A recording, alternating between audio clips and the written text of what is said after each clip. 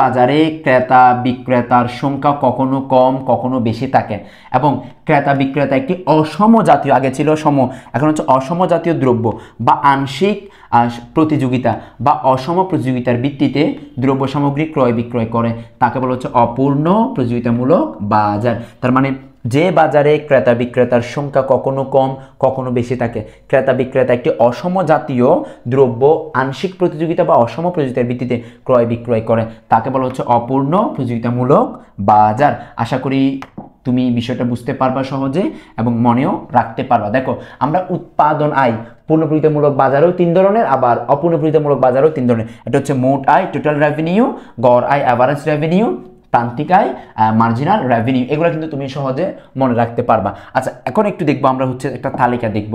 দেখো, আমরা জানি হচ্ছে এক্ষেত্রে দেখো পূর্ণ প্রতিযোগিতামূলক বাজারে দাম সবসময় কি থাকে, স্থির থাকে। আবার অন্যদিকে এখানে হচ্ছে দেখো, এখানে হচ্ছে দামের পরিমাণটা ধীরে ধীরে হ্রাস পায়। দামের পরিমাণটা কি পায়, ধীরে ধীরে হ্রাস পায়। এটা কিন্তু বিক্রয়ের পরিমাণ, এটা হচ্ছে দামের পরিমাণটা ধীরে ধীরে কি পাবে, হ্রাস পাবে। দামের পরিমাণ ধীরে ধীরে কি পাবে, হ্রাস পাবে। মনে করো দাম ছিল প্রথমে 100, এরপর হচ্ছে 90, এরপরে হবে 80, এরপরে 70, এরপরে 60, এরপরে হচ্ছে 50, এরপরে হবে 40। একটু পরে কেন দাম ধীরে ধীরে হ্রাস পায় সেটার ব্যাখ্যাটা দিই আমি। দেখো, অপূর্ণ প্রতিযোগিতামূলক বাজারে ধরে নাও বিক্রেতা একজন, বিক্রেতা কয়জন, একজন। বিক্রেতা যদি একজন হয়, উনি যদি দাম বৃদ্ধি করে বিক্রি করে, মনে করো বাজারে কলম বিক্রেতা একজন, তো উনি তো চাইলে দাম বেশি দিয়ে বিক্রি করতে পারে, আবার কম দিয়েও বিক্রি করতে পারে, এটা ওনার ইচ্ছা।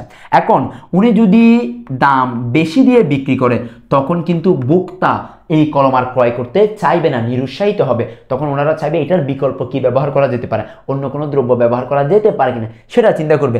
এখন বিক্রেতা যদি একটু কৌশলী হয়, যে দামের পরিমাণ একটু কমিয়ে বিক্রয়ের পরিমাণ অধিক বাড়িয়ে অধিক মুনাফা অর্জন করব, তুমি দেখবা মুদির দোকানদাররা অনেকেই থাকে, এর মধ্যে প্রত্যেকে চাল বিক্রি করে 70 টাকা দিয়ে, একজনের চাল বিক্রি করবে 69 টাকা 80 পয়সা, 20 পয়সা কম নেই। পরে দেখা যায় ওর চাল সবার আগে কি হয়ে যায়, বিক্রি হয়ে যায়। তার মানে বিক্রেতা যখন একটু সচেতন হবে, দাম কি করবে, একটু কমিয়ে দিবে, তখন অধিক পরিমাণ বিক্রয়ের পরিমাণ বাড়ানো যাবে। সেই জন্য দামের পরিমাণটা কি করবে, আস্তে আস্তে কমিয়ে দিবে। আর দাম কমালে বিক্রয়ের পরিমাণ বাড়বে। দেখো, সেই জন্য প্রথমে 1, এরপরে 2, এরপরে 3, এরপরে 4, 5, 6, 7 বিক্রয়ের পরিমাণ বাড়ছে। এরপর আমরা দেখো এখানে আমরা কি নির্ণয় করলাম, আমরা মোট আয় নির্ণয় করলাম। এগুলো কিন্তু তোমরা নিজেরা পারবা। এগুলো কেমনে বের করছি দেখো, প্রথমে দেখো 100 সাথে 100 গুণ করলে 100, 90 সাথে 2 গুণ করলে 180, আবার 80 সাথে 3 গুণ করলে 3 আর 24, 240, আবার 4 সাথে 7 গুণ করলে 280, 300, এরপর হচ্ছে তাও 300, এরপর হচ্ছে এটা গুণ করলে কত হয়, 280 হয়। এবং একই রকমভাবে গড় আয় পারবা না, মোট আয়কে বিক্রয়ের পরিমাণ দিয়ে ভাগ, তার মানে এইভাবে আসবে, ধীরে ধীরে গড় আয় হ্রাস পাবে, ধীরে ধীরে কীভাবে গড় আয় হ্রাস পাবে। একই রকম প্রান্তিক আয় পারবা, টেকনিক দিয়েছিলাম না একটু আগে, টেকনিক কি দিয়েছিলাম, বিক্রয়ের পরিমাণ যখন এক এক করে বৃদ্ধি পাবে, তখন মোট আয় প্রথমে যা তা, মোট আয় যা প্রান্তিক আয়ও তা, এরপরে পরেরটা বিয়োগ আগেরটা। 80 থেকে 100 বিয়োগ করলে 80, মানে 180 থেকে 100 বিয়োগ করলে 80, 240 থেকে বিয়োগ করলে 60, এরপরে পরেরটা থেকে আগেরটা বিয়োগ করলে এরপরে 40, এভাবে করে প্রত্যেকটা বের করবা। এখন বের করার পরে তোমাকে আঁকতে হবে, দেখো প্রথমে হচ্ছে মোট আয়ের চিত্র আঁকতে হবে, ব্যাখ্যা সহকারে, গড় আয়ের চিত্র আঁকতে হবে ব্যাখ্যা সহকারে, এরপর হচ্ছে দেখো প্রান্তিক আয়ের চিত্র আঁকতে হবে ব্যাখ্যা সহকারে। এই 3টা চিত্র তোমাকে আঁকতে হবে ব্যাখ্যা সহকারে, এই 3টা চিত্র আঁকতে হবে কি সহকারে, ব্যাখ্যা সহকারে। যদি আঁকতে পারো আমি তোমাকে অনেক অনেক শুভকামনা জানাবো। তাহলে এঁকে ফেলো সবাই, দ্রুত এঁকে ফেলো। আঁকার পরে আমার মতো হচ্ছে কিনা যদি দেখি, যে তাহলে বলবো যে আমি তোমার অ্যান্সার সঠিক হয়েছে। কারণ যেটা আঁকতে বলবে লম্বককে, যেটা দেওয়া থাকবে ভূমিয়কে দেওয়া আছে বিক্রয়ের পরিমাণ ভূমিয়কে, আর লম্বককে দিব হচ্ছে মোট আয়, গড় আয়, প্রান্তিক আয়, দিয়ে আলাদা আলাদা 3টা চিত্র অঙ্কন করো। দেখি তোমার চিত্রের সাথে আমার কথার মিল আছে কিনা একটু দেখি, আমার সাথে মিলছে কিনা একটু দেখি। তো সবাই চলো একটু দেখি এক নজরে। দেখো মোট আয় হচ্ছে এভাবে যাবে, বাম থেকে ডানে প্রথমে ঊর্ধ্বগামী হবে, এরপর আস্তে করে নিচে নেমে যাবে, ঊর্ধ্বগামী হয়ে এরপরে নিচে নেমে যাবে। এটাই হচ্ছে টিআর রেখার আকৃতি। মিলছে কিনা দেখো, যদি মিলে থাকে চলো এখন গড় আয় রেখার আকৃতি দেখো।